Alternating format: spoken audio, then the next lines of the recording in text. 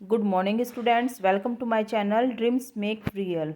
My name is Deepali और बच्चों आज मैं आप लोगों को 7th क्लास की हिंदी की कार्यपत्रक 20 जो कि आप लोगों की 3 दिसंबर 2020 में आई है, आज मैं इसको सॉल्व कराऊंगी। तो बच्चों पूरी वीडियो में आपको ध्यान से समझना है। बच्चों आज हम रहीम दाजी के दोहे पढ़ेंगे और उनसे मिलने वाली सीख को अपने जीवन में अपनाएंगे। बच्चों पिछली कार्यपत्रक में भी हमें रहीम दाजी के दोहे को पढ़ा था और उनसे अच्छी अच्छी बातें हमने सीखी थी। तो आज भी हम रहीम जी के दोहे पढ़ेंगे और उनसे जो हमें सीख मिलेगी हम उसको अपने जीवन में अप्लाई करने की कोशिश करेंगे।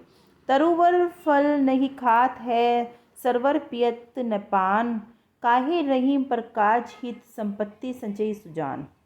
मतलब क्या कहना चाहते हैं रहीम जी? ये कहना चाहते हैं कि ना तो पेड़ कभी अपने फल खाता है, ना सरोवर अपना पानी स्वयं पीते हैं। इसी तरह से जो परोपकारी लोग होते हैं वो दूसरों के लिए संपत्ति का संचय करते हैं, अपने लिए नहीं करते।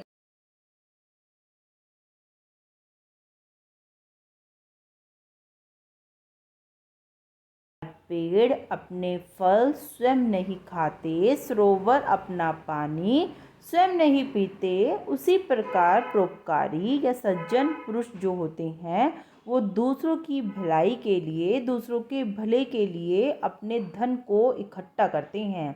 अर्थात दूसरों की सहायता करने के लिए ही धन इकट्ठा करते हैं और उनकी सहायता करते हैं।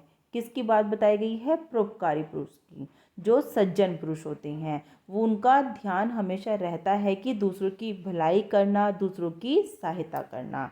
तो बच्चों आपको भी परोपकारी पुरुष, सज्जन पुरुष बनकर दिखाना है। आगे अपने फ्यूचर में दूसरों की सहायता आपको करनी है। तो आगे दूसरा दोहा हम पढ़ लेते हैं। थोते बादर कुवार के ज्यों रहीम गहरात, धनी पुरुष निर्धन भये करे पाछली बात।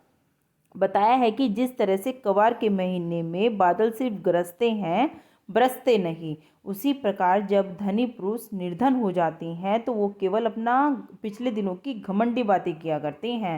ये नहीं है कि उनमें अपनी स्थिति को सुधार करें, है ना।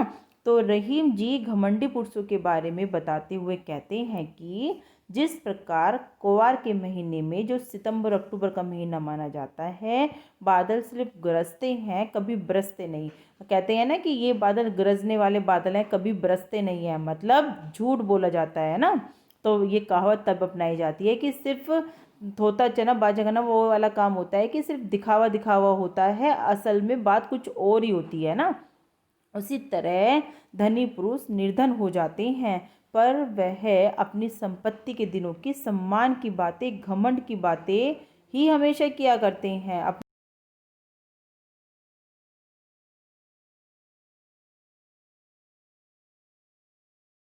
दिनों को गाते रहते हैं, उनका बखान करते रहते हैं, अपनी घमंड को दिखाते रहते हैं। तो यही बताया गया है रहीम जी ने अपने दोहे में। तो बच्चों नीचे पाँच प्रश्न दिए गए हैं, बहुत ही आसान से हैं। चलिए मैं उनके उत्तर लिख कर लेकर आई हूँ आपके लिए, जल्दी से पढ़ लेते हैं। सज्जन पुरुष की क्या पहचान है? हमने ऊपर पढ़ ही लिया है। सज्जन पुरुष दूसरों के भले के लिए ही अपनी संपत्ति का संचय करते हैं, अर्थात दूसरों की सहायता करने के लिए ही धन इकट्ठा करते हैं और उनकी सहायता करते हैं। देखो बच्चों कितना आसान सा उत्तर है ये। प्रश्न नंबर 2 देखते हैं। धनी पुरुष निर्धन हो जाते हैं तो वो क्या करते हैं?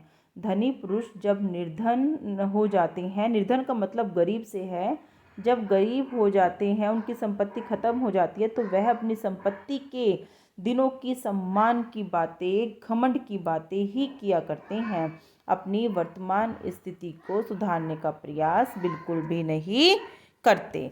बच्चों प्रश्न 3 देख लेते हैं। कवार के महीने में क्या होता है? कवार के महीने में सितंबर और अक्टूबर का जो माना जाता है, बादल सिर्फ गरजते हैं, कभी बरसते नहीं। प्रश्न 4 देख लेते हैं। परोपकार का अर्थ दूसरों पर उपकार करना, दूसरों का साथ देना। आपने कभी किसी पर परोपकार, दूसरों का साथ देना होता है। क्या आपने कभी किसी पर परोपकार किया है? विस्तार से लिखिए। बच्चों ये प्रश्न आपकी वर्कशीट में दिया गया है, देख लेना एक बार।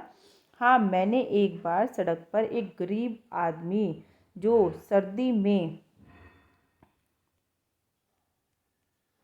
बिना कपड़ों के ठंड से ठिठुर रहा था, तब मैंने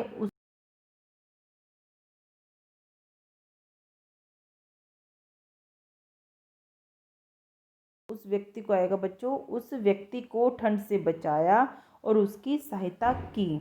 उस व्यक्ति ने बदले में मुझे बहुत अच्छा आशीर्वाद दिया। तो आप ये भी लिख सकते हो कि मैंने उसको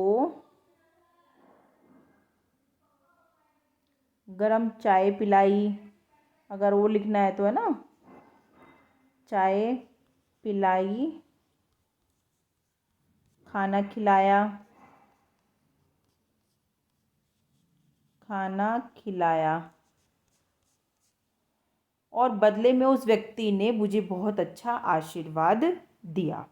तो इस तरह से बच्चों आप लिख लेना, उसको थोड़ा और बढ़ा सकते हैं हम इसको कि गर्म चाय मैंने उसको पिलाई, खाना खिलाया और बदले में उसने मुझे बहुत अच्छा आशीर्वाद दिया। ठीक है।